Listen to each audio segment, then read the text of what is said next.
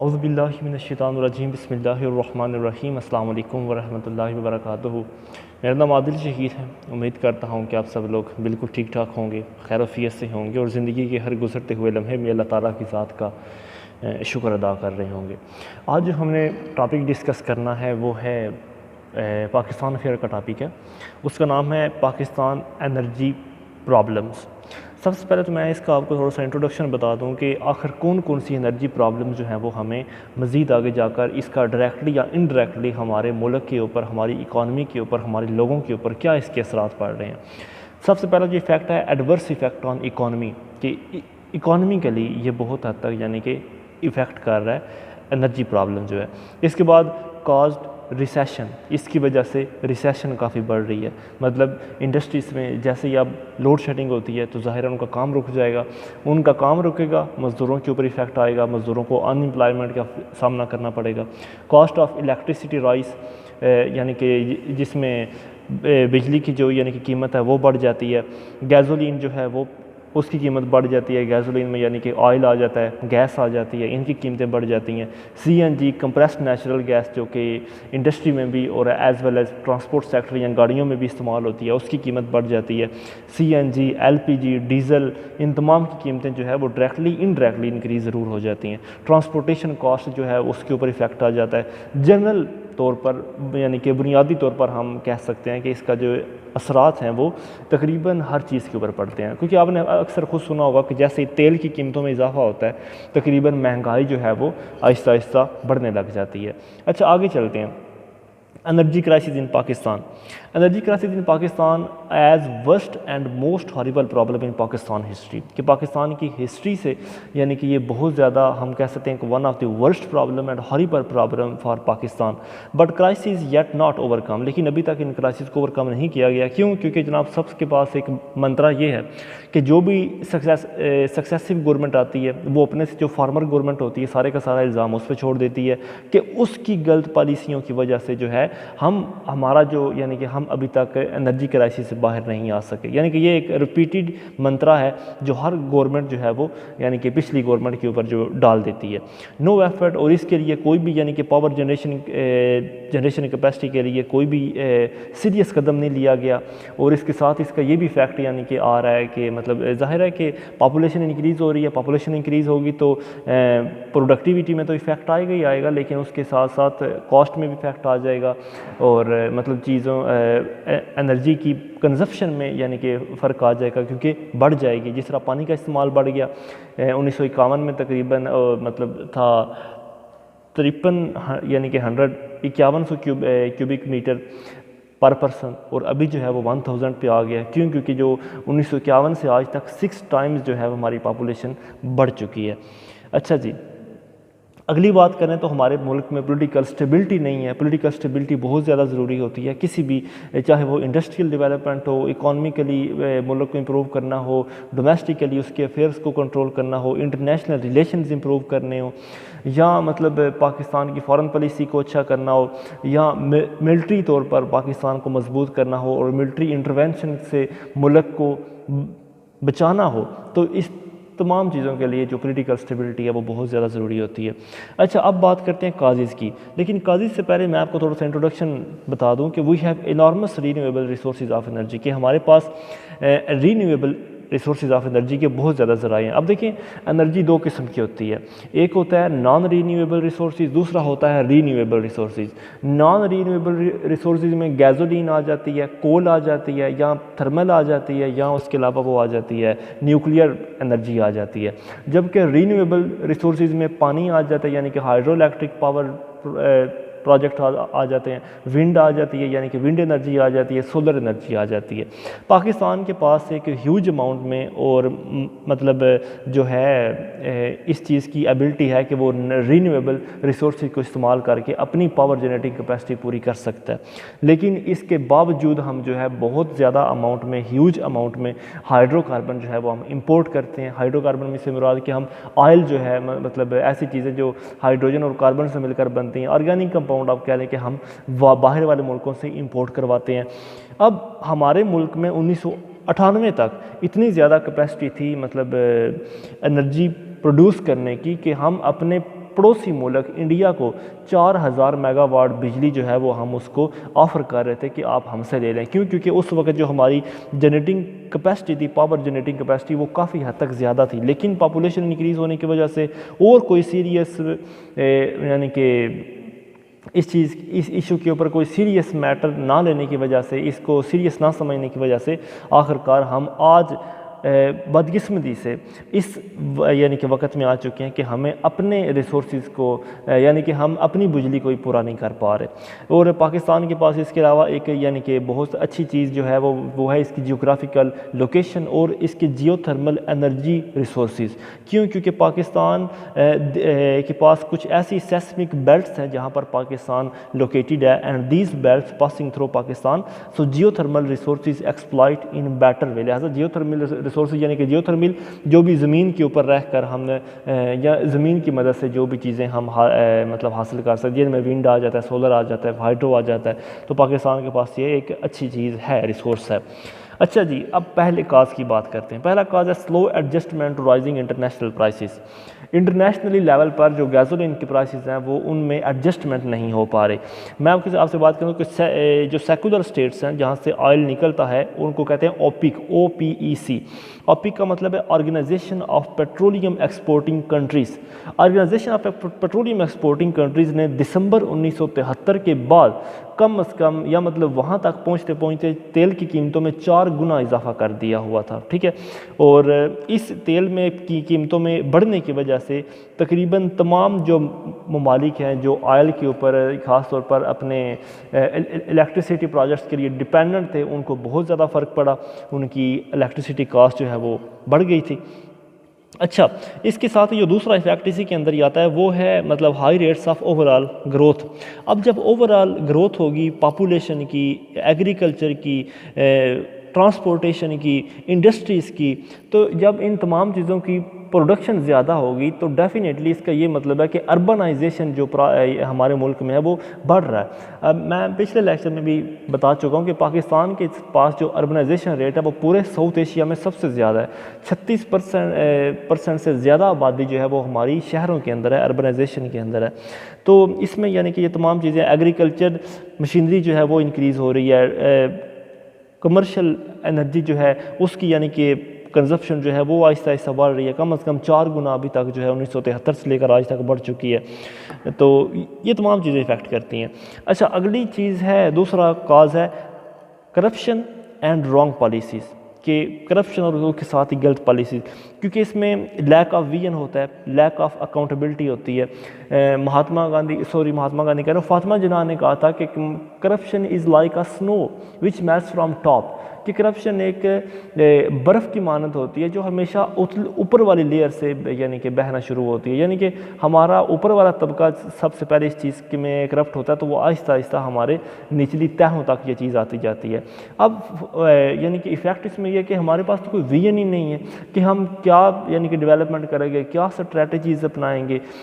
کون سی چیزوں کو ہم امپروو کریں گے, کون سے ایریاز میں ہم ریسرچ اینڈ ڈیولپمنٹ کے کام کو تھوڑا انکریز کر کے اپنی اس پرابلم کو امپروو کر سکیں گے. اگر کوئی کرتا ہے تو اس میں ساتھ جو کرپشن کا ایفیکٹ ہے وہ ساتھ میں فری کا جنم لے لیتا ہے. تو یہ تمام قسم کی, جس میں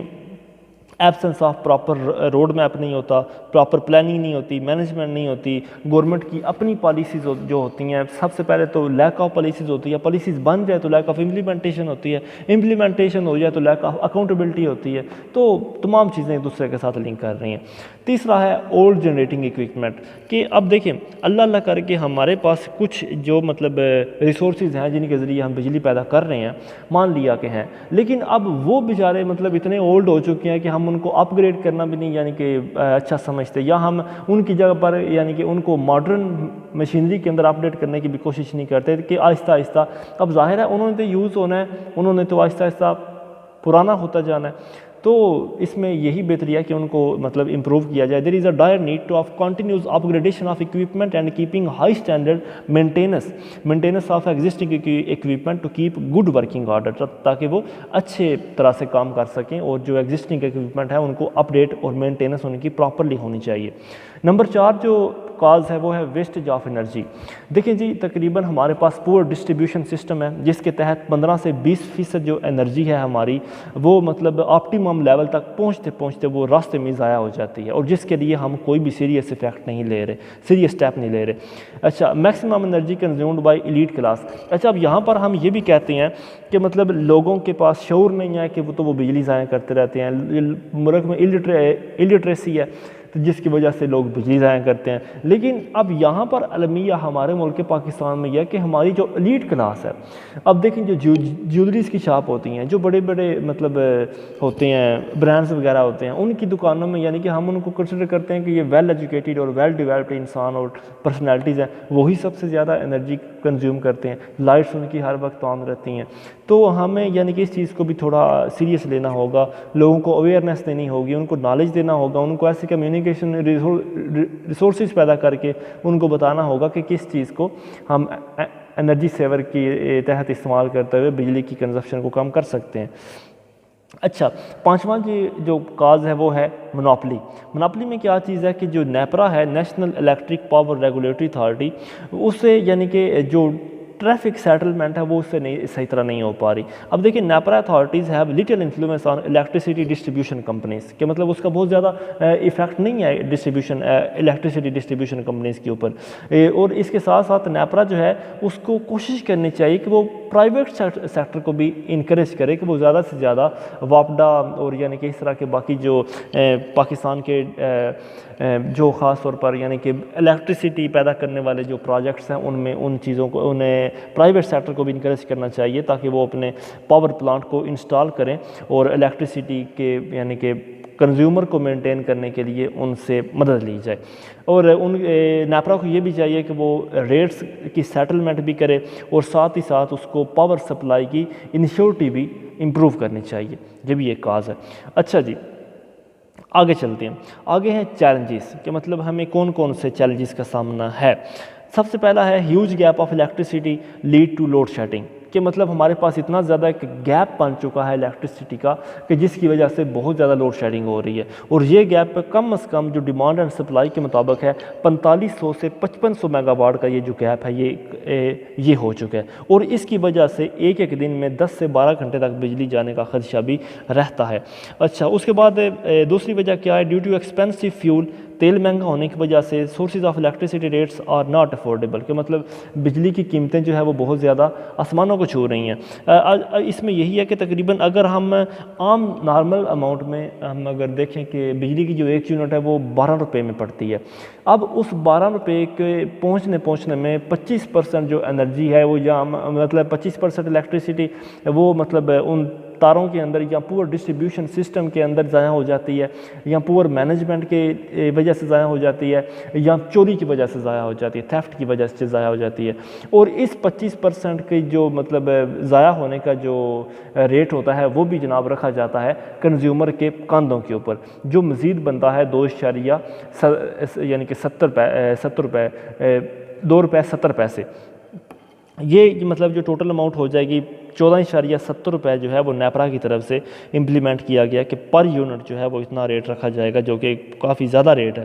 اچھا، اس کے بعد وہ کہہ رہا ہے کہ level of energy subsidies on budget and circular debit, کہ مطلب ایک بہت زیادہ جو ہے مطلب اس چیز میں سبسڈیز کو بھی فوکس کیا جاتا ہے، اور ساتھ ہی ساتھ ملک کے اوپر قرضہ جات جو ہیں وہ بھی یعنی کہ زیادہ ہے، جس کی وجہ سے اس چیز میں امپلیمنٹیشن یا ڈیولپمنٹ صحیح طرح نہیں ہو پا رہی۔ اچھا جی، اب کون کون سے ایسے آبجیکٹیوز ہیں جن کو اگر ہم سیریسلی لیں تو ہم اس چیز کو امپروو کر سکتے ہیں؟ سب سے پہلا ہے کہ ہمیں پاور جنریٹنگ کیپیسٹی بلڈ کرنی چاہیے، ڈیم بلڈ کرنے چاہیے، hydro electricity power projects build کرنے چاہیے۔ دوسرا طریقہ ہے کہ کلچر آف انرجی کنزرویشن، ہمیں لوگوں کو اویئرنیس دینی چاہیے کہ بجلی کو کیسے بچایا جا سکتا ہے۔ تیسرا ہے ان ایکسپینسو اینڈ افورڈیبل الیکٹریسٹی، کہ ہمیں ایسے بجلی کے اکوپمنٹ استعمال کرنے چاہیے جو کم بجلی استعمال کریں، ٹھیک ہے، ڈومیسٹک، انڈسٹریل اور کیمیکلی طور پر کمرشل طور پر۔ اس کے بعد ہمیں نمبر 4 کے اوپر ایفیشنسی یعنی کہ دیکھنی چاہیے، ہمیں اس چیز کی کسی چیز کی پائیداری کو یعنی کہ دیکھنا چاہیے۔ الیکٹریسٹی کو استعمال کرتے ہوئے۔ نمبر 5 ہے منیمائز اڈلٹریشن ان فیول سپلائی، کہ مطلب فیول سپلائی کے اندر کافی حد تک مطلب ایک بیلنس قائم رکھنا چاہیے کہ کتنا فیول جو ہے وہ الیکٹریسٹی میں یوز ہوگا، ڈومیسٹیکلی کتنا ہوگا، ٹرانسپورٹ سیکٹر میں کتنا ہوگا، کمرشل اور انڈسٹریل سیکٹر میں کتنا ہوگا۔ اچھا، منیمائز فائنینشیل لاسز، ہمارے جو معاشی نقصان ہے ان کو بھی کم سے کم پورے کے پورے سسٹم میں ہونا چاہیے، کم یعنی کہ رکھنا چاہیے، تاکہ اس کا برڈن جو ہے وہ کنزیومر کے کندھوں کے اوپر نہ پڑے۔ اور نمبر 7 کے اوپر align the ministers involved in energy sector, کہ جو انرجی سیکٹر کے اندر منسٹریز آتی ہیں ان کو ایک دوسرے کے ساتھ الائن کر دیا جائے، یعنی کہ نیپرا اور آگرہ کو ایک دوسرے کے ساتھ ملا دیا جائے کہ یہ دونوں ایک ہی بندے کے انڈر ہوں یا ایک ہی منسٹری کے اندر ہو، ان کو کنٹرول کیا جائے۔ فیڈرل اور پروونشل ڈپارٹمنٹ جو ہیں یہ ایک دوسرے کے اوپر یعنی کہ لنک کریں، ایک دوسرے کی ہیلپ کریں۔ اچھا جی،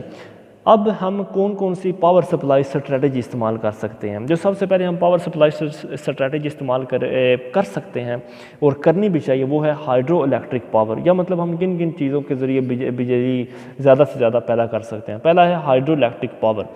ہائیڈرو الیکٹرک پاور میں انسٹالڈ یعنی کہ ہمارے پاس جو کیپیسٹی ہے، مطلب انسٹالڈ کیپیسٹی جو ہمارے پاس موجود ہے وہ ہے 5500 میگا واٹ تقریباً اپروکسیمیٹلی، اور جو ہمارے پاس پوٹینشیل ہے اس چیز کو مطلب بجلی کو پیدا کرنے کا وہ ہے 40,000 میگا واٹ کا انڈس ریور سسٹم کی مدد سے، جس میں یعنی کہ ہم بڑے بڑے ڈیمز کی مدد لے سکتے ہیں، اور یہ لیکن ایک لانگ ٹرم آپشن ہے۔ اچھا جی، اس کے بعد بات کرتے ہیں داسو ڈیم کی، ڈائمر باشا اور محمدن ڈیم کی۔ اچھا، یہاں پر وہ یہ کہہ رہا ہے کہ جو ڈاسو ڈیم ہے اس کے پاس یہ کیپیسٹی موجود ہے کہ وہ کم از کم 4320 میگا واٹ کی انرجی پیدا کر سکتا ہے اگر اسے بنایا جائے تو۔ اسے 4 سٹیپ میں بنایا جائے گا۔ پہلے 2 سٹیپ 6 سال میں مکمل ہوں گے، جن کے لیے کم از کم $3.13 بلین کی رقم، $3.34 بلین کی رقم جو ہے وہ ریکوائر ہوگی، اور اس پہلے فیز اور دوسرے فیز کے اندر ہم 1080 میگا واٹ انرجی جو ہے وہ حاصل کر سکیں گے، اور تیسرا اور چوتھا فیز جو ہے یہ تب کمپلیٹ ہوگا جب دیامیر اور باشا ڈیم جو ہے یہ مکمل ہوگا تو۔ اچھا، اس کے بعد جو اگلا پروجیکٹ ہے ہائیڈرو الیکٹریسٹی کے اندر وہ ہے لوور بلاس ویلی۔ لوور بلاس ویلی جو ہے مطلب اس کے پاس جو کیپیسٹی ہے وہ ہے 665 میگا واٹ کی، اور اس کے بعد ہے لوور اسپاٹ گا LOWE یا لوور اسپاٹ گا، اس کے پاس جو کیپیسٹی ہے وہ ہے 496 میگا واٹ کی، اور یہ دونوں پروجیکٹس جو ہیں یہ ابھی انڈر کمپلیشن ہے، انشاءاللہ ول ٹیک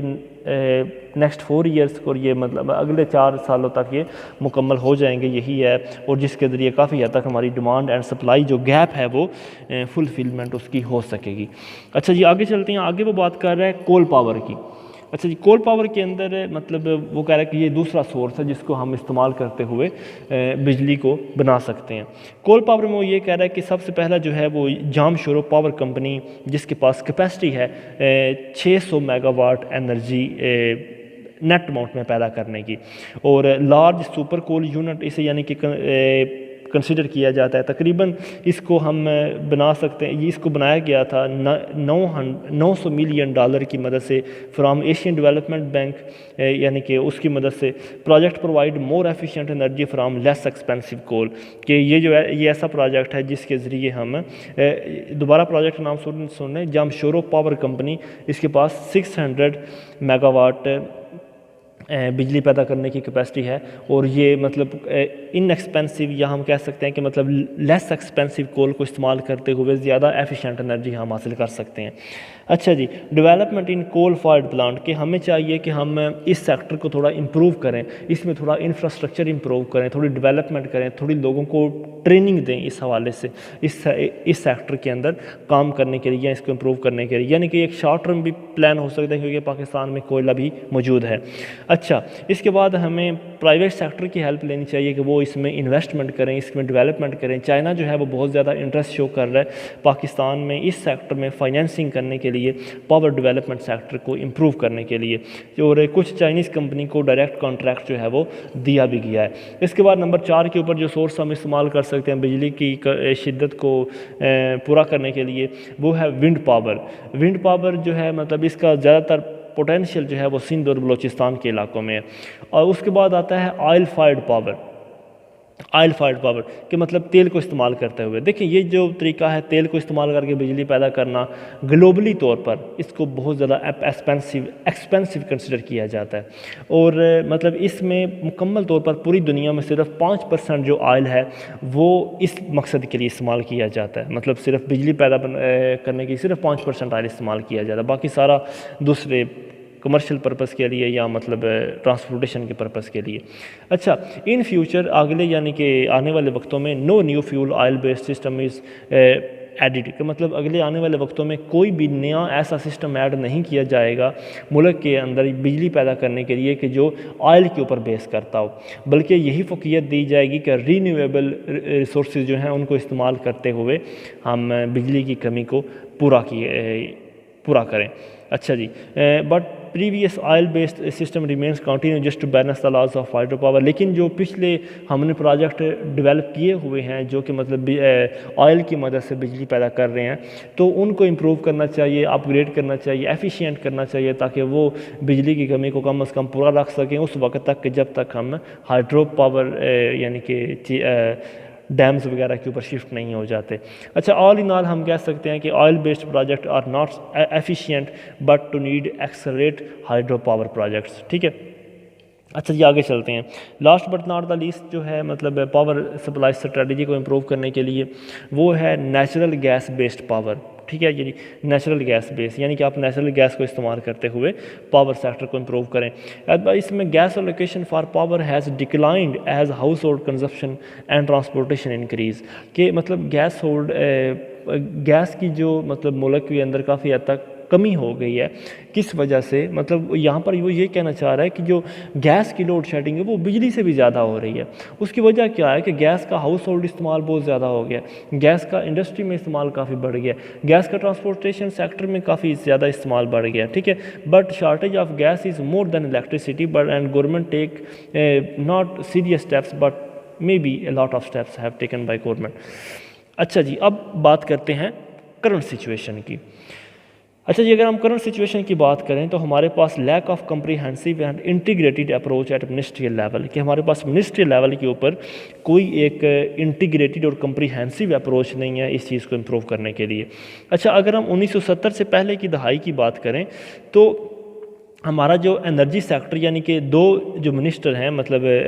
یعنی کہ دو جو منسٹریز ہیں یہ صرف ایک ہوا کرتی تھی. پاور سیکٹر جو ہے مطلب is responsibility under ministry of water and power, یعنی کہ پہلی منسٹری جو ہے وہ ہے پاور سیکٹر کی. ٹھیک ہے, یہ جو ہے یہ انڈر ہوا کرتی تھی ministry of water and power کے, جبکہ دوسری جو ہے آئل اینڈ گیس سیکٹر وہ ہوا کرتی تھی منسٹری آف پیٹرولیم, وہ ہے منسٹری اینڈ پیٹرولیم. مطلب یہ ابھی کی بات ہو رہی ہے, سوری, مطلب 1970 سے پہلے یہ ایک ہی ہوا کرتا تھا, لیکن ابھی یہ دو ڈپارٹمنٹ بن گئے ہیں, دو منسٹریز بن گئی ہیں. جو پاور سیکٹر ہے وہ واٹر اینڈ پاور کی منسٹری کے پاس چلا گیا, اور جو آئل اینڈ گیس سیکٹر ہے وہ پیٹرولیم اور نیچرل گیس ریسورسز والی منسٹری کے پاس چلا گیا. اور اس یعنی کہ انرجی اسٹریٹجی کی وجہ سے مطلب انرجی اسٹریٹجی جو ہے وہ اس دو منسٹریز ہونے کی وجہ سے ایک امبیلنس پیدا ہو گیا. ٹھیک ہے, اب پی ٹی آئی کی گورنمنٹ جو ہے اس نے بھی یعنی کہ پیٹرولیم سیکٹر الگ کر دیا ہوا ہے اور پاور سیکٹر جو ہے اس کو اس نے الگ کر دیا ہوا ہے. لہٰذا مطلب 2012 policy argue for single professional energy ministry, کہ مطلب 2012 کے اندر یہ پالیسی ڈیولپ بھی کی گئی تھی کہ آگرہ اور نیپرا دونوں کو ایک منسٹری کے انڈر کر دیا جائے. تو اس میں کافی حد تک یعنی کہ افیکٹو ثابت ہوگا. کیونکہ بہت سارے جو ڈیولپڈ کنٹریز ہیں وہ ان دونوں آفسز کو صرف ایک سنگل آفس میں رکھتے ہیں. جیسے یونائٹڈ اسٹیٹ کی جو پاور کنزپشن ہے وہ پاکستان کی نسبت 50 گنا زیادہ ہے, لیکن جو united state energy power over seen by single office. ٹھیک ہے, مطلب اس کا نام ہے ڈپارٹمنٹ آف انرجی, کہ مطلب پاور سیکٹر کو بھی وہی دیکھ رہا ہے